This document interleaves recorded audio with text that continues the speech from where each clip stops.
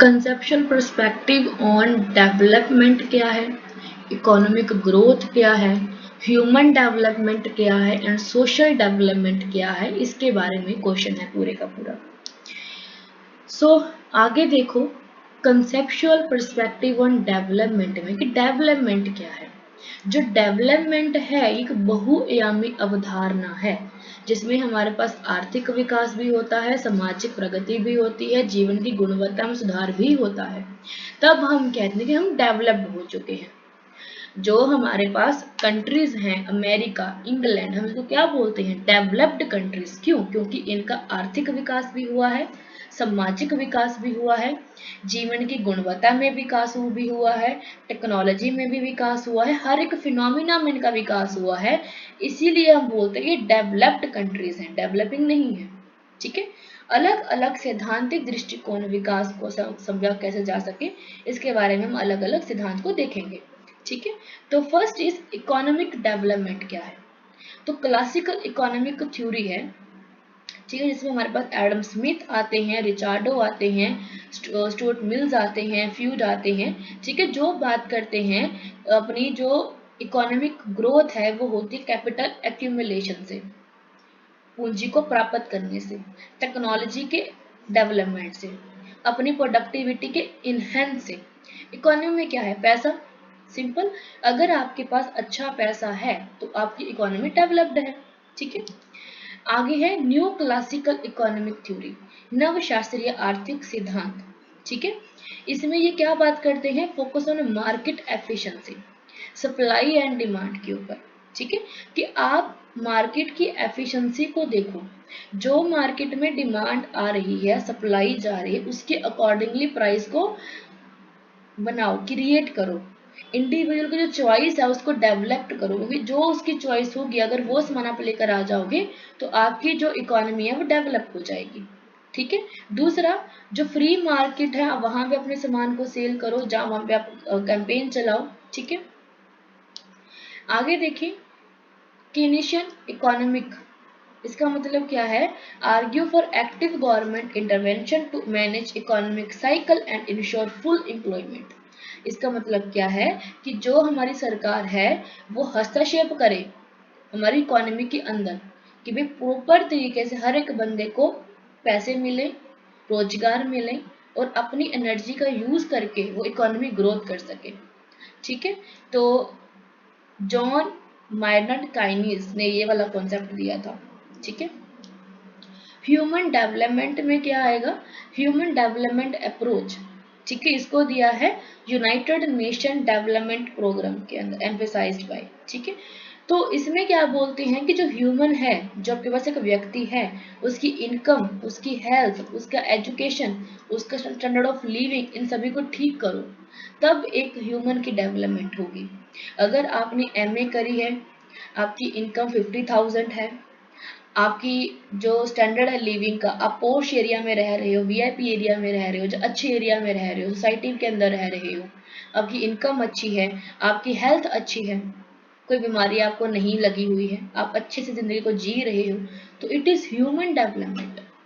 ये नहीं है कि आपकी इनकम 50,000 है बट आपको शुगर भी है, बीपी भी हाई है, सिर भी दुख रहा है, बॉडी भी दुख रही है, बीमार भी चल रहे हो, घर पे सब कुछ चल रहा है खराब।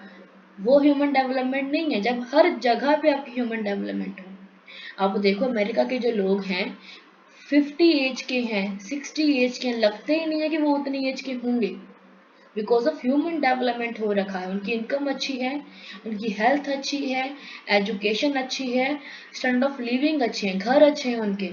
ठीक है। और इसके ऊपर अमर्त्य सेन ने और महबूब उल हक ने काफी कुछ बात करी है। कैपिटलिस्ट अप्रोच, ठीक है, कैपेबिलिटीज अप्रोच, क्षमता का दृष्टिकोण दिया है अमर्त्य सेन ने, कि अगर लोगों के पास कैपेबिलिटीज हैं, अपॉर्चुनिटीज है अपनी जिंदगी को जीने का, तो वो अच्छा डेवलपमेंट में चले जा सकते हैं। अगर आपको मौका दें कि भाई आप फ्री में या कुछ कम पैसों में अपनी पीएचडी कर सकते हैं एंड आप डॉक्टर बन सकते हैं, उसके बाद आपको एक गवर्नमेंट जॉब मिल जाएगी, तो क्या करोगे, नहीं करोगे। अगर आपके पास पूरी तरीके से अपॉर्चुनिटीज होंगी, कैपेबिलिटीज आपके पास अवेलेबल होंगी तो। नेक्स्ट इज स्ट्रक्चरलिज्म, आपकी जो संरचना है, इट इज डिपेंडेंसी थ्योरी, कि स्ट्रक्चर के बीच में अलग अलग लोग रहते हैं, लोग एक दूसरे के ऊपर निर्भर रहते हैं। ठीक है, जैसे आपका कॉलेज है तो बॉस है, सीईओ है, मैनेजर है, फिर आप उसके बाद आपका प्रोफेसर है, असिस्टेंट प्रोफेसर है, फिर पीएन है, फिर क्लर्क है, देन ऑल दैट स्टफ, सभी दूसरे के ऊपर डिपेंडेंट है। अगर पीएन कॉलेज में ना आए, दरवाजा ना खोले कॉलेज का, तो क्या एक प्रोफेसर कॉलेज के अंदर एंटर कर सकता है? अगर एक प्रोफेसर कॉलेज के अंदर ना आए तो क्या बच्चे पढ़ाए जा सकते हैं? तो नहीं। तो सभी लोग एक दूसरे के ऊपर डिपेंडेंट हैं। ठीक है जी। वर्ल्ड सिस्टम थ्योरी जो दिया है किसने? इमैनुअल वेलस्टन ने। ठीक है, इसमें क्या बोलता है कि वर्ल्ड के अंदर हमारे पास कोर लोग हैं, सेमी पेरीफेरी हैं और पेरीफेरी हैं, जो कि एक दूसरे के ऊपर डिपेंडेंट है। जो कोर लोग हैं वो इनसे लेते हैं अपना रॉ मटेरियल और अपने घर में क्रिएट करके वो पक्के माल को यहाँ पे सेल करते हैं, और ये लोग यहाँ पे भी डिपेंडेंट है, यहाँ पे भी डिपेंडेंट है। ठीक है, आगे देखिए इन्वायरमेंट सस्टेनेबिलिटी में हमारे पास सस्टेनेबल डेवलपमेंट के अंदर सस्टेनेबिलिटी आता है, ताकि हम अपना इन्वायरमेंट स्टेबल कर सकें, अच्छा कर सकें। ठीक है, और इसके लिए सस्टेनेबल डेवलपमेंट रिपोर्ट हमारे पास आती है 1987 के अंदर, जो उसका नाम रहता है ब्रटलैंड रिपोर्ट। ठीक है जी, आगे देखें सोशल सस्टेनेबिलिटी की बात कर रहे हैं कि सभी के पास इक्वालिटी हो, गरीबी खत्म हो जाए, हंगर खत्म हो जाए, तो सभी लोग इक्वल तरीके में आ जाएंगे। Post colonial and post development perspective, इसमें ये क्या बात करते हैं कि जब हमारा विकास हो गया, जब कॉलोनियल सिस्टम खत्म हो गया, जब शुरू हो गया, उसके बाद क्या चीजें हैपन हुई। ठीक है, तो उसके बारे में बात करते हैं। इसमें बारे में बात कौन करें? हमारे पास एडवर्ड सेड है, होमी के भोभा है, भाभा है, जो कि इसके बारे में बात करते हैं। ठीक है, एडवर्ड सेड की किताब है ओरिएंटलिज्म। ठीक है, जहाँ पे ये बात करते हैं कि वेस्टर्न लोग किस प्रकार से बात करते हैं ईस्टर्न वालों के बारे में, कि ये तो लोग पढ़े लिखे नहीं है, बेकार हैं, मूर्ख लोग हैं। ठीक है, तो इसके ऊपर किताब लिखते हैं एडवर्ड सेड। आगे है पोस्ट डेवलपमेंट थ्योरी, कि जब हमारी डेवलपमेंट हो चुकी उसके बाद क्या क्या चीजें हैपन हुई। ठीक है, तो उसके बारे में बात करते हैं। इसमें हमारे पास रहता है कि जो केंद्रीय पश्चिमी लोग हैं उनके ऊपर ज़्यादा डिपेंडेंट रहे हैं हम, उनकी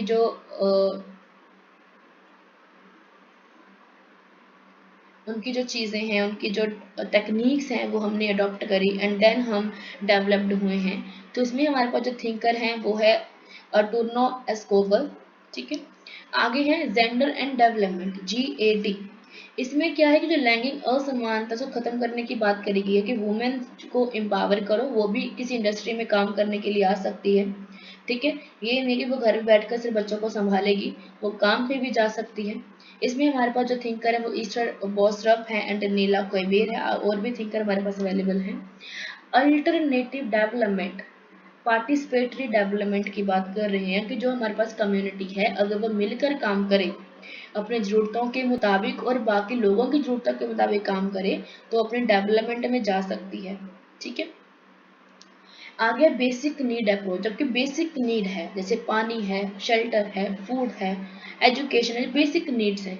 अगर ये चीज़ें अवेलेबल करवा दे गवर्नमेंट किसी को, तो वो अपनी डेवलपमेंट कर सकता है।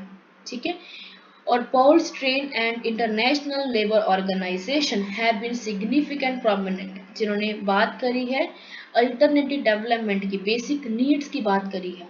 ठीक है, आगे है इकोनॉमिक ग्रोथ क्या है, कि आपके पास जो पैसे हैं अगर वो डेवलप्ड हो रहे हैं, अगर आपकी जॉब डेवलप्ड हो रही है, आपके पास जो पैसा है वो डेवलप्ड हो रहा है, simple form it is your economic growth. Economic growth का मतलब क्या है कि आपकी जो अर्थव्यवस्था है उसमें जो आपके पास गुड्स एंड सर्विसेज हैं वो इंक्रीज हो रही है, आपके पास इतना पैसा है कि आप हर सर्विस को, हर गुड को परचेज कर पा रहे हो, it's mean your you in a economic growth. And इसको हम क्या कहते हैं? Gross domestic product, gross domestic GDP। ठीक है, इसको मेजर करते हैं GDP के थ्रू कि हमारे इंडिया में कितना GDP आया, कि इसका मतलब क्या है कि हमारे इंडिया में कितना सामान बना, कितना सामान सेल हुआ, कितना हमने रेवेन्यू जनरेट करा, इट इज आर GDP। बाहर के लोगों को नहीं हमने देखना कि बाहर के लोग हमारे इंडिया में पैसे भेजें, जब बाहर के लोगों ने हमारे इंडिया में काम किया, वो नहीं, सिर्फ इंडिया के लोगों ने क्या कुछ बनाया, क्या कुछ सेल करा, उन्होंने कितना पैसा कमाया, कितना जीडीपी में कंट्रीब्यूट किया। It is called GDP, which quantify the total value of all goods and services produced within a country's borders, कि अपनी कंट्री के अंदर अंदर अपने इंडिया के लोगों ने कितना पैसा कमाया, इट इज जीडीपी। ठीक है, आगे देखें बेनिफिट क्या है इसके। फर्स्ट इज कि अगर हमारा जीडीपी इंक्रीज होता है, हमारा इकोनॉमिक ग्रोथ होता है, तो हमारा जो स्टैंडर्ड ऑफ लिविंग है वो अच्छा हो जाएगा, हमारे पास पक्के घर होंगे, हम हर चीज़ को, चाहे वो हेल्थ केयर है, एजुकेशन है, हाउसिंग है, उसको हम परचेज कर पाएंगे। देन जॉब क्रिएट होगा। इकोनॉमिक ग्रोथ कैसे होगा, सभी लोग रोजगार कर रहे हैं, काम कर रहे हैं, अनएम्प्लॉयमेंट नहीं है, तभी तो इकोनॉमिक ग्रोथ होगा ना। अगर ये होगा तो ये नहीं होगा, अगर ये है तो ये नहीं होगा। ठीक है, अगर ये हुआ है, इसका बेनिफिट क्या है कि जॉब क्रिएट होगा, और जॉब क्रिएट होगा तो क्या होगा, पैसा आएगा। इन्वेस्टमेंट इन इंफ्रास्ट्रक्चर, कि जो इंफ्रास्ट्रक्चर, जैसे पुल बनाना है, ब्रिज बनाने हैं, रोड बनाने हैं, स्कूल बनाना है, हेल्थ केयर है, फैसिलिटीज देनी है किसी नागरिक को, अगर ये सब होगा तो ऑटोमेटिकली आपका इकोनॉमिक ग्रोथ होगा। क्योंकि बेसिक नीड क्या है, स्कूल, रोड, ट्रांसपोर्टेशन, कम्युनिकेशन, अगर ये चीज़ें गवर्नमेंट प्रोवाइड करवा दे तो कौन नहीं काम करेगा।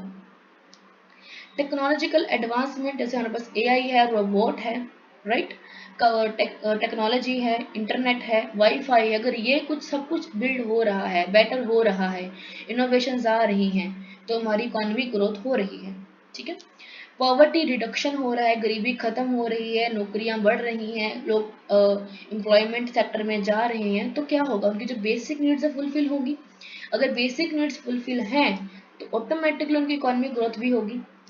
आगे इन्वेस्टमेंट, निवेश, भौतिक पूंजी से मशीनरी है, कारखाने हैं, बुनियादी ढांचा है। ठीक है, अगर इसमें हम इन्वेस्ट करते हैं तो मानव पूंजी में क्या आएगा, उनकी शिक्षा, उनका स्वास्थ्य, उनका हेल्थ, अगर हम इनमें इन्वेस्टमेंट करते हैं तो हमारा आर्थिक विकास होगा ही होगा। ठीक है, आगे है ड्राइवर्स में, टेक्नोलॉजिकल प्रोग्रेस अगर होगा, एआई, रोबोट, वाईफाई, इंटरनेट सब कुछ अच्छा चल रहा होगा, तो बेटर तरीके से हम काम कर पाएंगे, और काम करेंगे तो हमारी इकोनॉमी ग्रोथ होगी। ह्यूमन कैपिटल डेवलपमेंट, जो हम लोग हैं, जो ह्यूमन है, एक पर्सन है, ये भी एक पैसे का काम करता है। अगर ये स्वस्थ है, ये प्रॉपर तरीके से हेल्दी है, स्किल्ड है, नॉलेजेबल है, ट्रेंड है, कोई बीमारी इसको नहीं लगी है, डिसेबल भी नहीं है, तो ये एक इंसान बहुत काम कर सकता है अगर इसके पास लगन है काम करने की। तो ट्रेड अगर हमारा हो इंटरनेशनल लेवल के अंदर तो हम अच्छा पैसा कमा सकते हैं। ठीक है, माइक्रो इकोनॉमिक स्टेबिलिटी, कि अगर हमारी मुद्रास्फीति, जो महंगाई है, कम हो जाए, जो हमारी नीतियां बनती हैं, फिजिकल पॉलिसीज बनती हैं, ठीक है, वो ठीक हो जाए, स्टेबल हो जाए, अच्छी बन जाए, मॉनेटरी पॉलिसीज अच्छी हो जाए, ज़्यादा टैक्स ना देना पड़े, ज़्यादा ब्याज ना देना पड़े, एफडी रेट अच्छे हो जाए, तो क्या होगा, इकोनॉमी ग्रोथ होगी। आपको पता है बैंक वाले हमें फोकस करते हैं, जब हमें बात करते हैं क्रेडिट कार्ड के लिए, बार बार फोन आते, क्रेडिट कार्ड हो गया, इंश्योरेंस हो गया, एंड एफडी रेट हो गया। बट आपको पता है इन सभी चीज़ें जो हैं, ये हमारे जो बैंक हैं, इनके जो पैसे आते हैं वो इनसे आते हैं, एफडी से, इंश्योरेंस से, क्रेडिट कार्ड से।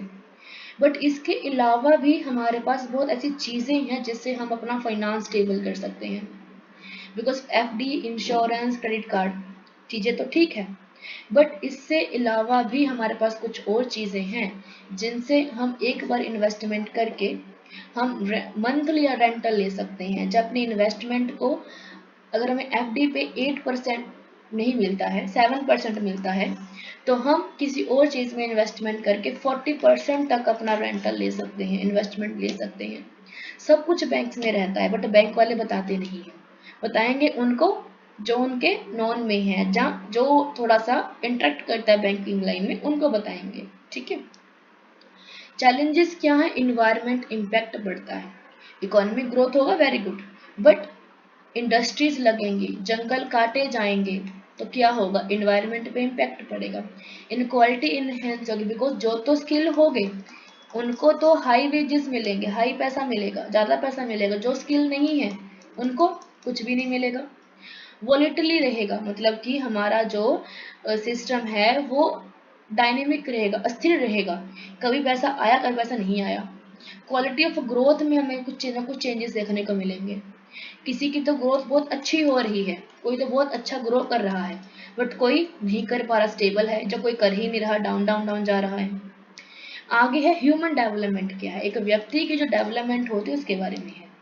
ह्यूमन डेवलपमेंट में क्या है कि हमारा होता है आर्थिक विकास से परे एक व्यक्ति की जो क्षमताएं हैं, उस कैपेबिलिटी है, उसको इनहेंस करना। कहते हैं ना कि अगर आपके पास, आपके हाथ में कोई गुण है तो आप कुछ भी कर सकते हो। आपके जो माँ बाप को सिखाते हैं आपके, आप एक ऐसा कुछ सीखो जो आपके हाथ में गुण हो, ताकि अगर आप पढ़ो, आपको जॉब ना मिले, तो आप वो वाला काम करके अच्छा पैसा कमा सको। ठीक है?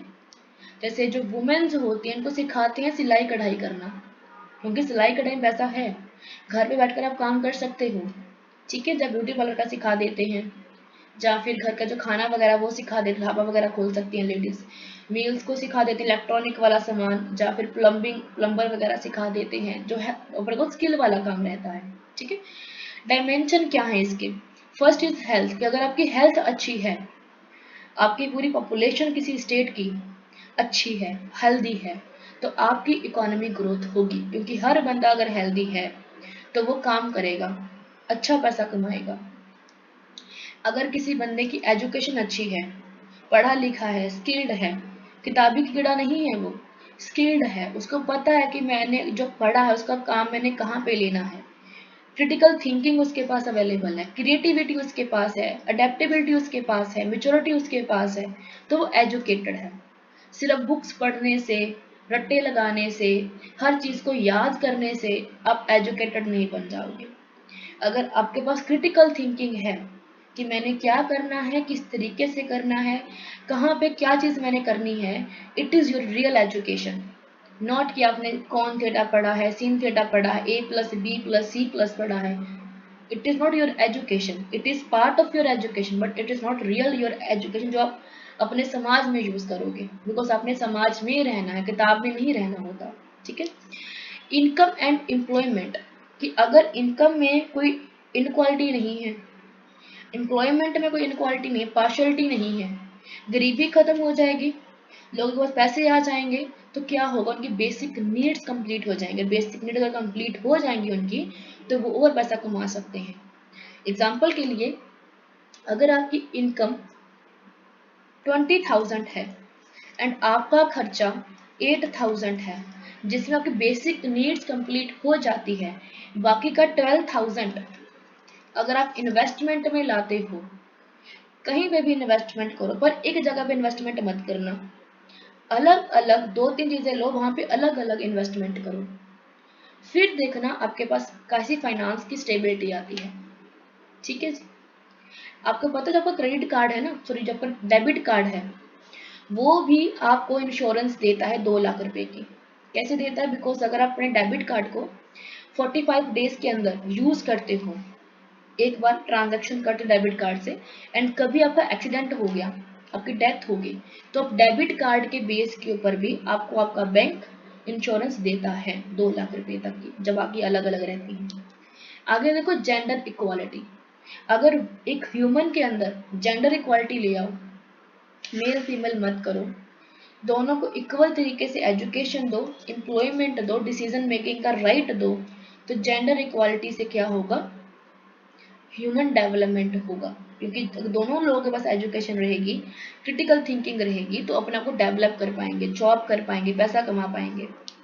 सोशल इंक्लूजन एंड पार्टिसिपेशन, अगर सभी लोग समाज में इंक्लूड हो रहे हैं, जुड़ रहे हैं, पार्टिसिपेट कर रहे हैं, तो क्या होगा, डेवलपमेंट होगा, क्योंकि सभी लोगों को की जो कंसेंसस होगा, सभी लोग सहमति से काम करेंगे, अपॉर्चुनिटी को बाय करेंगे, लेंगे, तो ऑटोमेटिकली उनकी डेवलपमेंट होगी।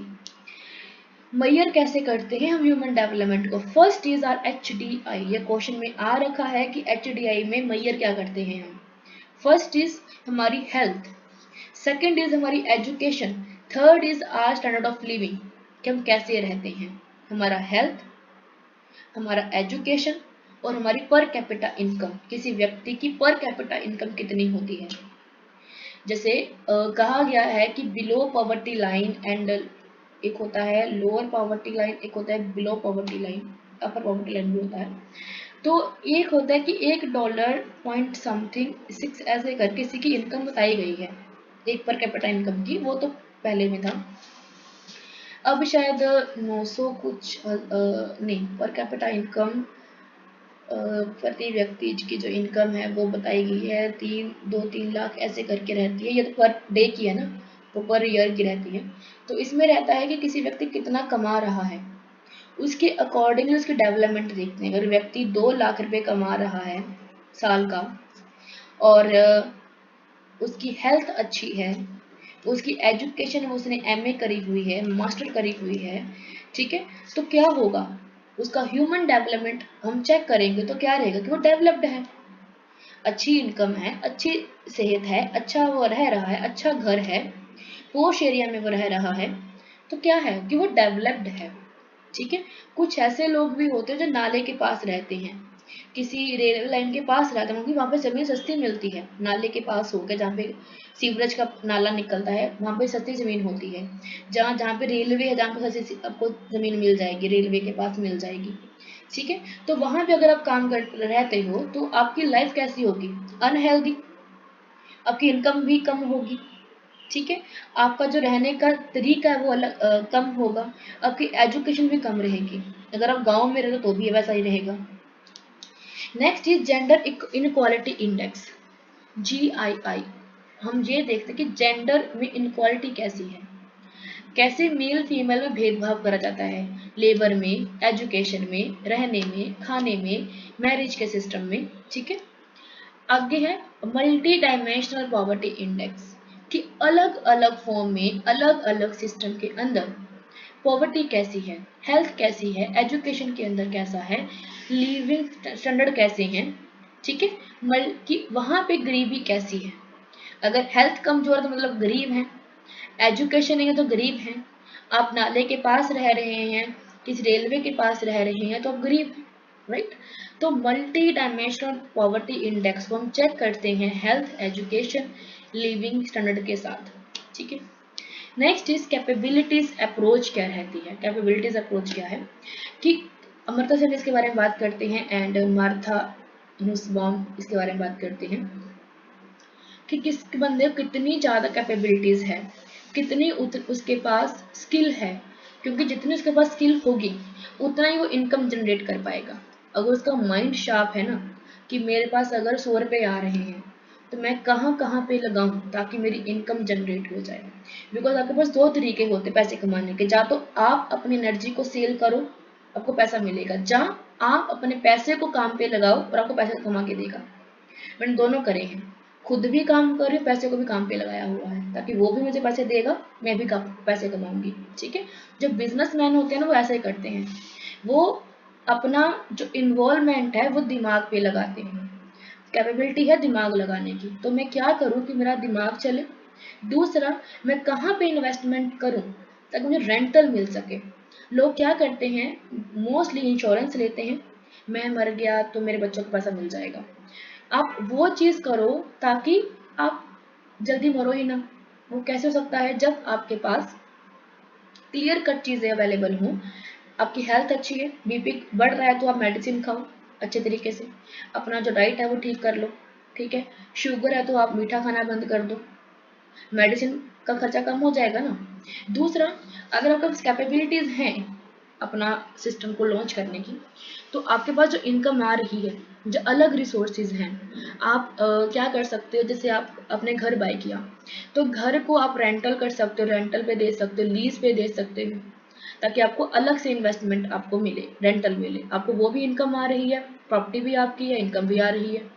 दूसरा, आपके पास जो पैसा है आप उसको अलग अलग फॉर्म में डिवाइड कर सकते हो, किसी को ब्याज पे दे सकते हो, राइट।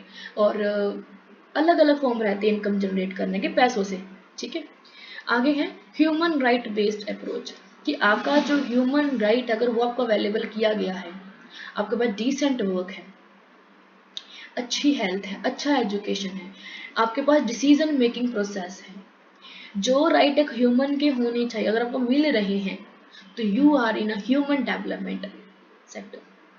बिकॉज ऑफ अगर एक ह्यूमन के राइट उनको अच्छे मिले हुए हैं, उनका हनन नहीं किया जा रहा, डिग्निटी प्रॉपर तरीके से है, प्रेस्टीज प्रॉपर तरीके से है, तो क्या होगा, आपको प्रॉपर तरीके से हर चीज़ अवेलेबल करवाई जाएगी, तो आप ह्यूमन डेवलपमेंट एरिया में हैं। नेक्स्ट चीज़, क्या क्या प्रॉब्लम्स हैं। एक तो है इनक्वालिटी।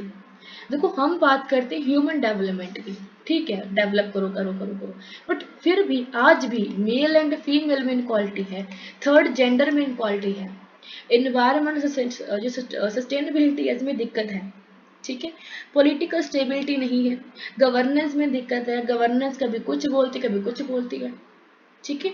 अभी देखो 33% का रिजर्वेशन दिया है वुमेन को, वाई 50-50 क्यों नहीं करा, क्यों नहीं बोला 50 मेल और 50 फीमेल, ऐसा क्यों नहीं है, 30% क्यों दिया गया, क्या रीजन है ऐसा, ठीक है। आगे देखो सोशल डेवलपमेंट क्या है, इसका मतलब है कि समाज का डेवलपमेंट होना। पहले क्या था, पैसों में डेवलप, दूसरा क्या था एक व्यक्ति का डेवलप, तीसरा क्या है समाज का डेवलप।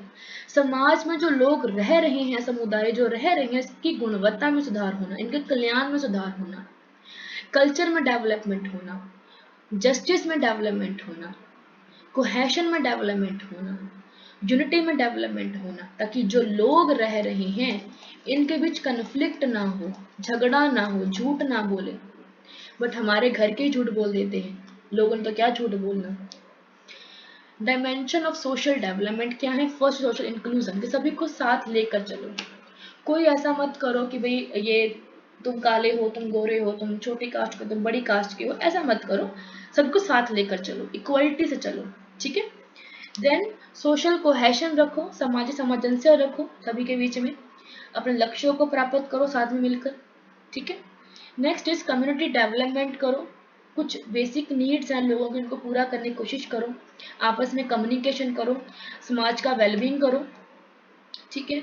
दूसरा कि अपनी कम्युनिटी का सपोर्ट करो, ठीक है, कोई गलती हो रही हो तो आप उसको सुधारो।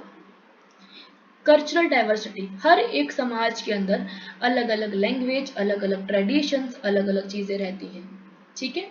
और फिर भी इन सभी के अलग अलग होने की वजह से भी हमारी जो समाज है वो एक ही रहता है, एक ही फॉर्म में रहता है, ठीक है। क्योंकि चाहे हमारे समाज के अंदर अलग अलग लोग रह रहे हैं, अगर इनमें यूनिटी है ना तो हमारा समाज डेवलप कर पाएगा, अगर नहीं है तो झगड़ा होगा, बार बार कन्फ्लिक्ट होगा, बार बार झगड़े होंगे। सोशल कैपिटल, इसका मतलब क्या है कि समाज के अंदर, अब जिस समाज में रह रहे हैं, अगर उसमें आपके पास हर चीज़ अवेलेबल है, अच्छा समाज है, कोऑपरेटिव है, अच्छे से एक्शन करते हैं, शेयरिंग वैल्यू है, रिसोर्सेज है, कोई कन्फ्लिक्ट नहीं है, तो it is your social capital, कि आपका समाज बहुत शानदार है, अच्छा है, ट्रस्टवर्दी है, नॉर्म्सफुल है, ठीक है। राइट बेस्ड अप्रोच, कि जो मानव अधिकार हैं अगर प्रॉपर तरीके से किसी एरिया में मिले हुए हैं, प्रॉपर तरीके से नॉर्म्स के अकॉर्डिंगली प्रैक्टिसेस हो रही हैं, पॉलिसीज बन रही हैं, डिग्निटी है, इक्वलिटी है, पार्टनरशिप है, पार्टिसिपेशन है, कोई डिस्क्रिमिनेशन नहीं है, कोई भेदभाव नहीं है, तो क्या होगा, सोशल डेवलपमेंट होगा। अगर आपका एक नेबर है और नेबर में सभी लोग मिलकर रह रहे हैं, किसी घर में कोई लाइट नहीं है, सभी मिलकर आपस में जगह पे बैठ के बातचीत कर रहे हैं कि लाइट नहीं आई है, क्या रीज़न है, क्या उसका आप बता सकते हो, क्या रीज़न है, सोल्यूशन निकाल सकते हो। पानी नहीं है तो दूसरा उसको पानी दिए जा रहा है, किसी के घर में लाइट नहीं है तो वो अपने इन्वर्टर का यूज़ करवा रहा है, तो क्या होगा, उस पूरे मोहल्ले की डेवलपमेंट होगी। किसी घर में कोई मैरिज है, सभी लोग मिलकर पूरा सपोर्ट कर रहे हैं, ठीक है। आगे है कम्युनिटी बेस्ड अप्रोच, कि सभी लोग मिलकर अपनी कम्युनिटी की डेवलपमेंट की बात करें, सस्टेनेबल रहें। जेंडर सेंसिटिव अप्रोच, कि महिलाएं पुरुष ना करें, मेल फीमेल ना करें, सभी लोग मिलकर काम करें। सोशल प्रोग्रेस इंडेक्स कैसे मेजर करते हैं, सोशल प्रोग्रेस इंडेक्स SPI की मदद से, ठीक है। इसमें हम क्या देखते हैं, बेसिक ह्यूमन नीड्स क्या हैं, वेलबींग कैसी हो रही है, अपॉर्चुनिटीज कैसी मिली जा रही हैं समाज के अंदर, तो इन सभी के कैलकुलेट करके हम देखते हैं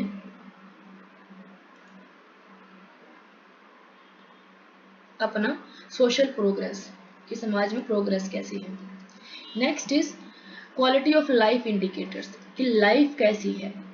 तो इसमें क्या चेक करते हैं, health care, education outcome, housing condition कैसी है, क्राइम रेट कैसा है, मोबिलिटी कैसी है, सेटिस्फेक्शन कैसा है लाइफ को लेकर। इन सभी को लेकर को होलिस्टिक व्यू को लेकर हम देखते हैं कि किसी समाज के अंदर एक रहने का जो क्वालिटी ऑफ लाइफ है वो कैसी है। अगर हमने इस एरिया में रहना है तो क्वालिटी ऑफ लाइफ कैसी रहेगी हमारी, ठीक है। जैसे हमने मैरिज करनी होती है तो हम क्या देखते हैं कि लड़का कैसा है, सोच कैसी है सब परिवार की, ताकि बंदे की शादी अच्छे घर में हो सके, ठीक है। आगे चैलेंजेस क्या है, इनक्वालिटी एंड एक्सक्लूजन होता है समाज के अंदर, social integration and migration, marginalised group बन जाते हैं कि तुम ये हो तुम वो हो। कुछ तो जो ग्रुप हैं समाज के वो डेवलप हो जाएंगे, कुछ डाउन रह जाएंगे, कम रह जाएंगे। सोशल रेजिलेंस, लचीलापन नहीं हो पाता है प्रॉपर तरीके से। जैसे हमारे मुंबई में बड़ी बड़ी बिल्डिंग्स हैं, वहाँ पे डेवलप्ड लोग रह रहे हैं एंड उनके साथ में स्लम एरिया भी है, यहाँ पे भी हमारे पास भी है बड़ी बड़ी बिल्डिंग, साथ में वो बने हुए हैं स्लम, झुग्गी झोंपड़ियाँ बनी हुई हैं ऐसे करके।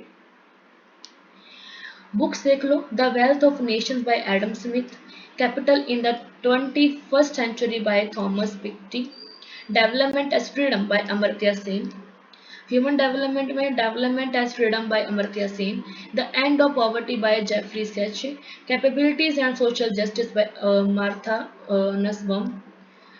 सोशल डेवलपमेंट में कौन है, social development theory and practices by James Midgley, social policy for development by Armando Barrientos, sustainable development and books है our common future, Brundtland report जो लिखी गई थी, the limits of growth by Donella M H मीडाउस।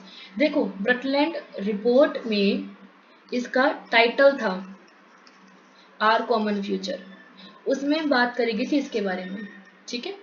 Sustainability a comprehensive fundamental by Tom Theis and Jonathan Tomkin, ठीक है।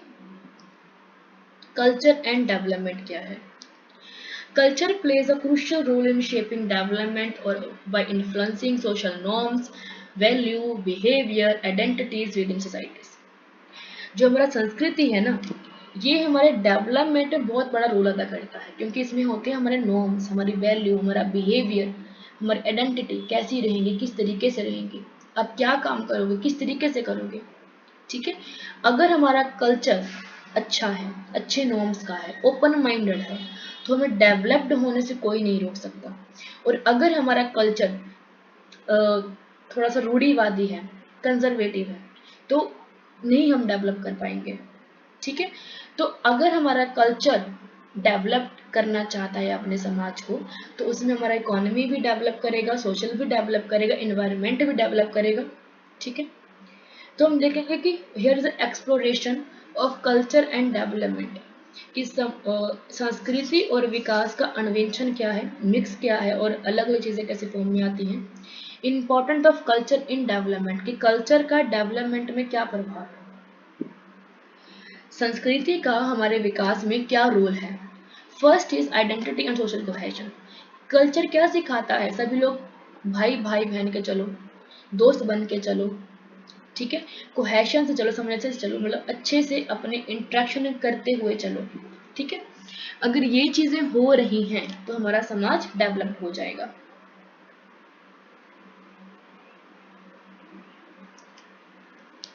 Next is value and norms, अगर हमारे culture के value and norms open minded के हैं, अच्छे हैं, अच्छा एटीट्यूड है, तो क्या होगा, हमारी प्रगति होगी, हमारा कल्याण होगा, जीवन की गुणवत्ता अच्छी होगी। इनोवेशन एंड क्रिएटिविटी को अगर कल्चर अडॉप्ट कर रहा है, ओपन माइंडेड है, टेक्नोलॉजी को अडॉप्ट कर रहा है, अपने आप को उसके अकॉर्डिंगली चेंज कर रहा है, तो हम डेवलप्ड हो जाएंगे। हेरिटेज एंड सस्टेनेबिलिटी, देखो हमें कुछ मिलता है हमारे हेरिटेज से, विरासत में, और कुछ हम रहते हैं स्थिरता में, कि भाई हमने जो कुछ भी अडॉप्ट किया है उसको हमने ऐसे लेकर चलना है ताकि अगली पीढ़ियां भी उसका यूज कर सके। ठीक है। तो वो कैसे संभव हो पाएगा? अगर हमारे पास ज्ञान है, नॉलेज है, लचीलापन है कि भाई ठीक है, कुछ चीजें हम यूज करते हैं, कुछ हमारी नई जनरेशन यूज कर लेगी, ठीक है। और अगर ये कल्चर सिखाता है हमें तो हम डेवलपमेंट कर पाएंगे, अदरवाइज नन। कल्चरल राइट कैसे हैं हमारे? अगर कल्चर हमें राइट देता है कि आप अपनी भाषा को चूज कर सकते हैं, अपनी पहचान को क्रिएट कर सकते हैं, अपने अकॉर्डिंगली अभ्यास कर सकते हैं, ठीक है। जो कुछ ऐसी चीजें जो आपको राइट देगा आपकी डेवलपमेंट करने में, अगर आपको कल्चर को राइट दे रहा है आपकी राइट्स को लेकर, तो आप डेवलप कर जाओगे। कल्चरल कैपिटल, जिसके बारे में कौन बात करता है? पीरेबोदो, ठीक है। अगर आपका कल्चर का जो कैपिटल जो पूंजी है वो अच्छी है, नॉलेज आपका जिस समाज में आप रह रहे हो, संस्कृति जिसमें आप रह रहे हो, वहां पे आपकी अच्छी नॉलेज है, अच्छी स्किल प्रोवाइड करवा रहा है, अच्छे आपको हेरिटेज दिया हुआ है, तो वो आपका एक पूंजी है कि आपके पास एक विरासत है, एक पैसा है आपके पास कल्चर को लेकर, ठीक है। तो वो चीज आपको डेवलपमेंट करने में हेल्प करेगा, right. Next is intercultural dialogue, अंतर सांस्कृतिक संवाद। इसमें हम क्या करते हैं? Promoting dialogue and exchange among diverse culture group to foster mutual understanding, tolerance and cooperation essential for peaceful and exclusive societies. शांतिपूर्ण और समावेशी समाजों के लिए आवश्यक आपसी समझ, सहिष्णुता, सहयोग की भावना को बढ़ावा देने के लिए विविध सांस्कृतिक समूहों के बीच संवाद और आदान प्रदान को बढ़ावा देना। सब कल्चर के अकॉर्डिंग, सब कल्चर में अगर संवाद हो रहे हैं, बातचीत हो रही है, एक बड़ा कल्चर उसके अंदर छोटे छोटे कल्चर, अगर इनके बीच प्रॉपर तरीके से कम्युनिकेशन हो रहा है, ठीक है, तो क्या होगा? हम डेवलप कर पाएंगे, ठीक है। कल्चरल डाइवर्सिटी, देखो हर कल्चर में ना अलग अलग चीजें होती हैं, भेदभाव भी होता है, अलग अलग भाषा है, अलग अलग कलर के लोग हैं, अलग अलग जाति के लोग होते हैं, अगर फिर भी वो आपस चैलेंजेस की बात हो रही है यहाँ पे, है ना, तो अलग अलग डाइवर्सिटी के लोग हैं, अलग अलग चैलेंजेस में लोग रह रहे हैं, अलग अलग नॉर्म्स के हैं, अलग अलग जेंडर के हैं, अलग अलग लैंग्वेज के हैं। अगर इनको प्रॉपर तरीके से कल्चर ध्यान ना दे, प्रॉपर तरीके से कल्चर इनको यूनिट ना करे, यूनिटी में ना लेकर, तो क्या होगा? डिस्क्रिमिनेशन होगा, कन्फ्लिक्ट होगा, झगड़े होंगे और हम डेवलप नहीं कर पाएंगे। ग्लोबलाइजेशन, कि हम जो हैं वो ग्लोबलाइज्ड हो रहे हैं, नेटवर्क सोसाइटी में कन्वर्ट हो रहे हैं, जिसके बारे में कौन बात करता है? मैनुअल कैस्टल, ठीक है। हम रनवे, हमारा जो वर्ड है वो रनवे हो रहा है, जिसके बारे में एंथनी गिडन्स बात करते हैं, ठीक है। थर्ड वे की बात करते हैं जो एंथनी गिडन्स करते हैं, ठीक है। तो इसमें है क्या कि एक व्यक्ति अपने एरिया में ना रहकर अलग अलग एरिया मूव हो सकता है, बट अगर कल्चर ये बात माने ही ना, आपके घर वाले बोल दें कि भैया आपने आइल्स कर ली है बट आप बाहर नहीं जा सकते। कल्चरल हेरिटेज, सांस्कृतिक विरासत, शहरीकरण, ठीक है, जलवायु परिवर्तन हो रहा है, ठीक है, आप जो चीज़ें आपके पास अवेलेबल हैं उसमें आप चेंजेस लेकर आ रहे हो, आपके जो कम्युनिकेशन का तरीका है वो अलग हो रहा है, चेंज हो रहा है, क्लाइमेट चेंज होता जा रहा है, आप सस्टेनेबल डेवलपमेंट को नहीं अपना रहे हो, तो जो आपका हेरिटेज आपको मिला था कल्चर में वो चेंज हो जाएगा। तो अगर वो चेंज होगा तो आपका डेवलपमेंट नहीं हो पाएगा, क्योंकि जो आपके पास एक हेरिटेज था जो कि प्लस पॉइंट में था वो नेगेटिव फॉर्म में कन्वर्ट हो गया। जब ये कन्वर्ट हुआ, अगर ये रहता तो डेवलप हो जाता, अब नेगेटिव में कन्वर्ट हो तो क्या होगा? नहीं डेवलपमेंट होगा, ठीक है, डेवलपमेंट खत्म हो जाएगा। कल्चरल पॉलिसीज अगर आपकी अलग अलग है, आपको वो कह ही नहीं रहा कि भाई आप अपने आप को मूव ऑन करो, मोबिलिटी में जाओ, क्रिएटिविटी लेकर आओ, ये कह रहा कि जो आपके पापा का काम था वही आप करोगे, सेम चीज़ें करोगे, आप चेंज नहीं कर सकते, तो आप डेवलपमेंट में नहीं जा सकते। अच्छा, यहाँ पे अप्रोचेस की बात है, approaches to integrating culture in development. तो कल्चरल पॉलिसी वैसी बनाओ ताकि अगर आप मूव होना चाहते हैं तो आपको कल्चर एक्सेप्ट करे कि ठीक है मूव हो जाने में कोई दिक्कत नहीं है।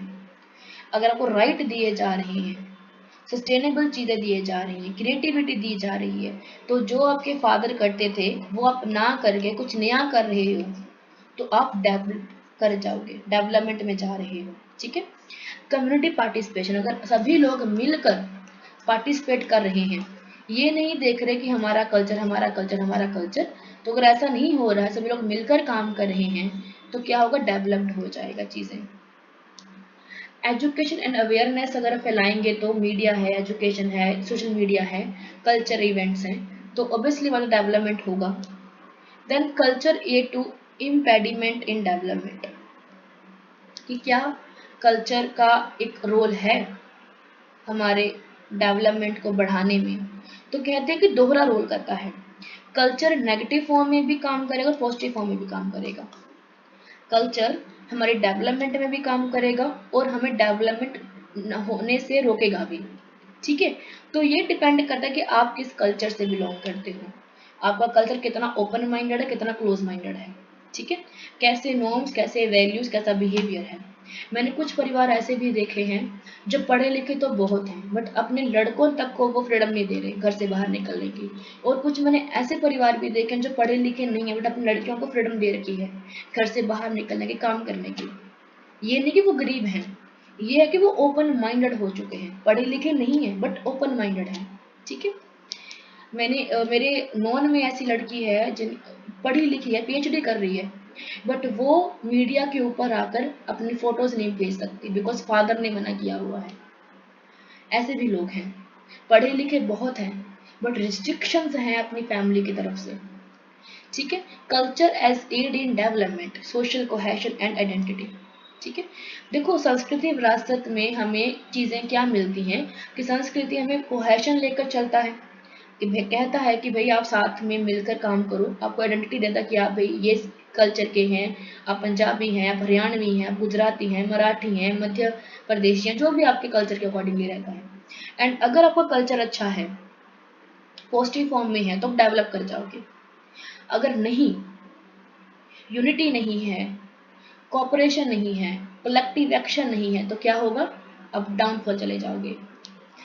इनोवेशन एंड क्रिएटिविटी अगर आपके समाज में है, कल्चर में है, तो आपकी डेवलपमेंट होगी, अगर नहीं है तो नहीं डेवलपमेंट होगा। Next is tourism and economy, अगर अच्छी है आपके कल्चर में, आपके कल्चर में अलग अलग चीज़ें हैं, क्राफ्ट चीज़ें हैं, ट्रेडिशनल चीज़ें अपनाई जाती हैं, कल्चर के इवेंट होते हैं, लोग आते हैं देखने के लिए, तो एम्प्लॉयमेंट जनरेट होती है।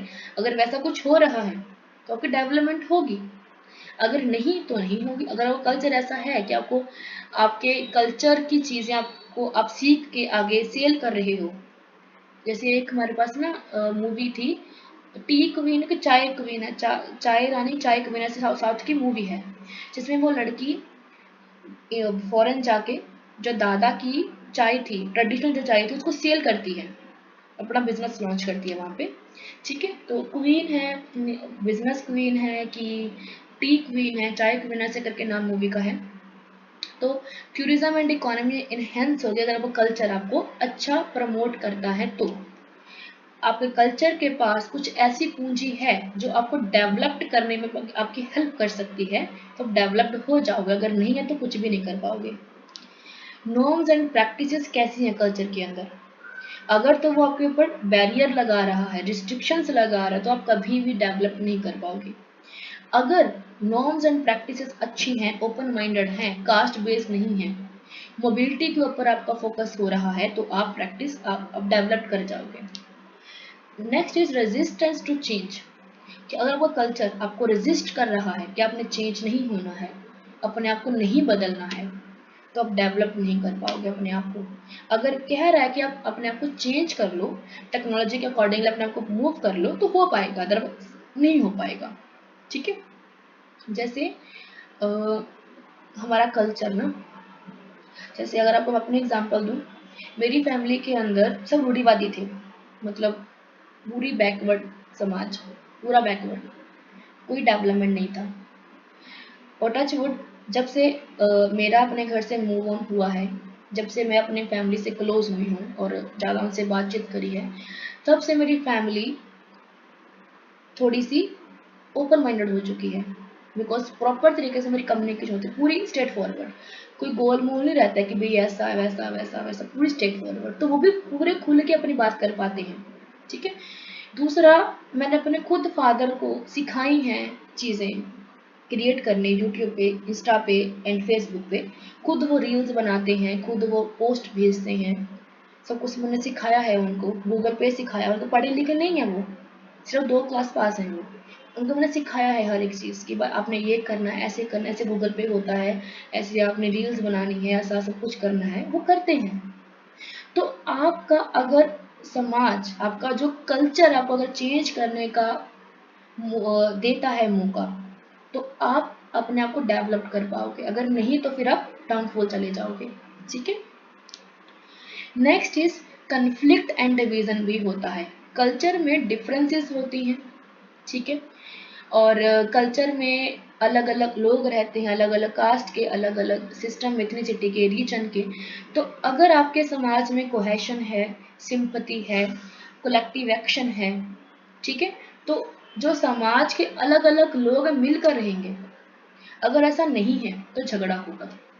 हमारे नेबर में जैसे हम लोग बिजनेस कैटेगरी में हैं, और सामने वाले पंडित हैं, साथ वाले पुलिस में हैं, ठीक है, और उसके उधर वाले रीजन उनका सिख है, हमारा मिक्सअप चल रहा है, सिख भी हैं, हिंदू भी हैं, और सामने वाले हिंदू हैं, साथ वाले भी सिख और हिंदू मिक्स हैं। मतलब रीजन अलग अलग हैं, लैंग्वेजेस अलग अलग हैं, उनका बैकग्राउंड अलग अलग, कुछ अमीर हैं, कुछ गरीब हैं, ठीक है, कुछ प्रॉपर सिख है, कुछ प्रॉपर हिंदू हैं, ठीक है। तो फिर भी हमारे जो मोहल्ले में जो 5-6 घर हैं, सब मिलकर रहते हैं। कहीं पे प्रॉब्लम होती है, सभी मिलकर आ जाते हैं, ठीक है। अगर आपका कल्चर, वहाँ पे अलग अलग लोग होने के बावजूद भी अगर सिंपैथी है, कोलैबोरेशन है, यूनिटी है, तो क्या होगा? डेवलपमेंट होगा। मिलकर सब साथ में काम करेंगे। अगर ऐसा नहीं है तो नहीं डेवलपमेंट होगा, ठीक है। इन्वायरमेंट इम्पैक्ट, अगर आपका कल्चर ऐसा है कि वो इन्वायरमेंट को लेकर सेंसिटिव है, कि अपने पेड़ नहीं काटने हैं, ग्रीनरी लेकर आनी है, तो क्या होगा? इन्वायरमेंट के ऊपर आपका इम्पैक्ट नहीं पड़ेगा, आपकी डेवलपमेंट हो तो भी।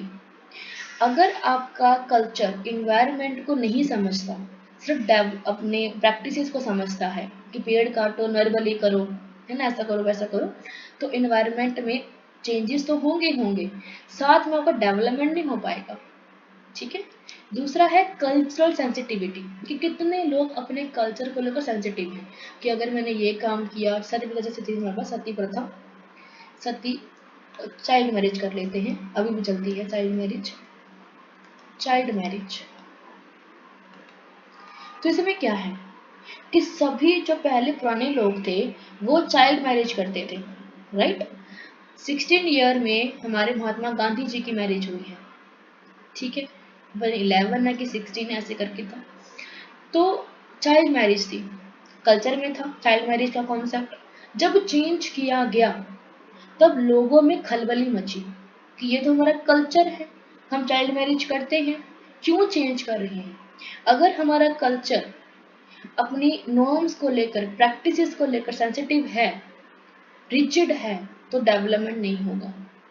अगर है, अगर नहीं है, सेंसिटिव है, बट अपने आप को चेंज करने का मन करता है उसका कि हम चेंज कर लेंगे अपने आप को, अगर चीज़ें अच्छी होंगी तो हम डेवलपमेंट कर लेंगे अपने आप को।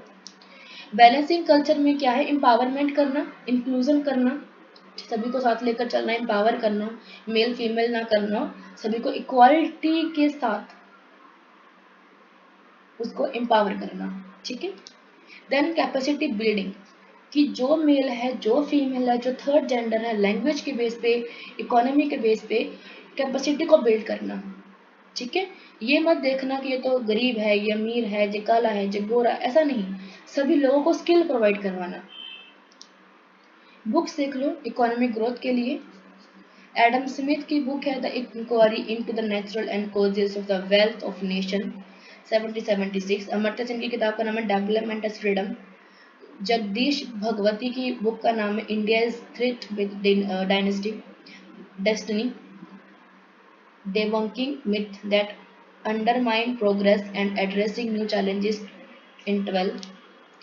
ह्यूमन डेवलपमेंट में, अच्छा दोबारा से आ रहा है, अमर्त्य सेन की किताब है डेवलपमेंट एज फ्रीडम 1999। अच्छा यहाँ पे बुक्स का ईयर भी लिखा हुआ है। महबूल अल हक की किताब का नाम है the human development paradigm 95। Amartya Sen development as freedom 1999। Vivek Dubey की किताब का नाम है economic freedom of the state of India 11। Social development में है जेम्स मिडगले, किताब का नाम है सोशल डेवलपमेंट 95। मार्था नोसबम, किताब का नाम है क्रिएटिव कैपेबिलिटीज इन 11। अर्जुन अपादुरी, बुक का नाम है modernity at large 96। Dipankar Gupta की किताब का नाम है the cake phonic in 10। Culture and development में हमारे पास है डेविड आई कर्जर की किताब का नाम है the use of ritual change and continuity in the modern world 1988। ये इंपॉर्टेंट है। गिटर्स की किताब का नाम है the interpretation of cultures 73। Ashis Nandy की किताब का नाम है the intimate enemy loss and recovery of self under colonisation colonialism 1983। Ranjit Hoskote की किताब का नाम है the atlas of lost beliefs in 2020। ठीक है।